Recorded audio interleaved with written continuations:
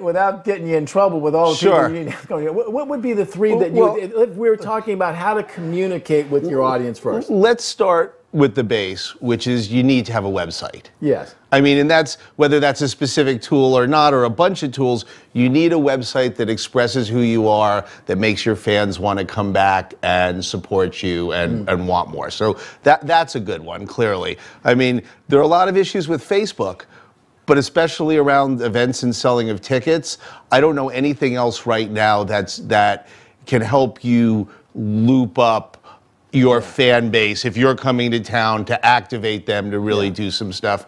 And I'm good. I mean, actually, I guess it's Facebook now. I hate to say it, but Instagram. I mean, the stuff that artists are doing, really expressing who they are and another side of their art and connecting with their fans using that. I mean, now it is being rolled into Facebook, which says that Facebook, despite all of its issues, is not really going to go away for a long time. Yeah. So, I mean, there's a Twitter and all that, but some sort of photo sharing app or video, YouTube. I know we're getting up to 4 or 5. Artists shouldn't live without a YouTube channel. Now, you mentioned something about the website. I agree with you. If for no other reason than if you were going to start a business, you'd have a storefront. You'd decide. It's your virtual home. It's your virtual home, and it's a place for people to come and find stuff in a very easy way. There are a number of companies out there that are kind of doing websites in a box. I'll say that loosely. I actually met with some folks back in North Carolina this past week when I was back there. Was that Reverb? Reverb Nation. Sure. And not only was it a great bunch of people, they had and one of the guys there, Jed Carlson, walked me through the guts of the application. And as a manager, as somebody that's worked at a record company,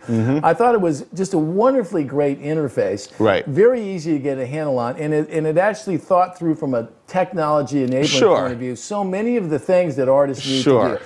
Or talk about some of the well, there are a lot of those, and really, who do you go with? I mean, there's Bandpage, who is doing great stuff. There's Bandzoogle out of Canada. They're doing great stuff.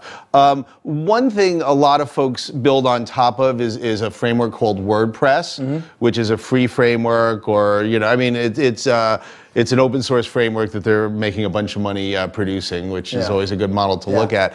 There are a lot of different, and a lot depends on how deep you want to go. If you just want to throw something up. I mean, the more layers removed you are, the harder it is. So if one of these folks, all of a sudden Facebook says, we want to make it, all the stuff you've built on us on a subsystem not as valuable. I mean, it's hard, which is why I always go back to really it's the website and, info about touring, get your stuff out there through Songkick or, I mean, there's plenty of services. Make sure your fans know that you're coming. I mean, that's it. There's all these crowdsource type sites now, whether Kickstarter, which is fabulous, or Indiegogo. I mean, different ways to get your fans to support you. I'm seeing so many of these companies where it's like, I'm thinking of going to the Midwest, and then all of a sudden people start kicking down and saying, if you come, we will go. And then all of a sudden, you go to your promoters with these lists of here's 600 people who say they're gonna want to come to your 300-seat venue. I mean, information is power. Oh, yeah. And all of a sudden, there's much more information about who likes you, who wants to support you, where it's all going. I mean, still, it is all about the music and the emotional reaction, but once you kind of get that, how do you loop people in to kind of, I want more of this music, I want more of this party, I want more of the relationship with you. I mean, all of these direct to fan.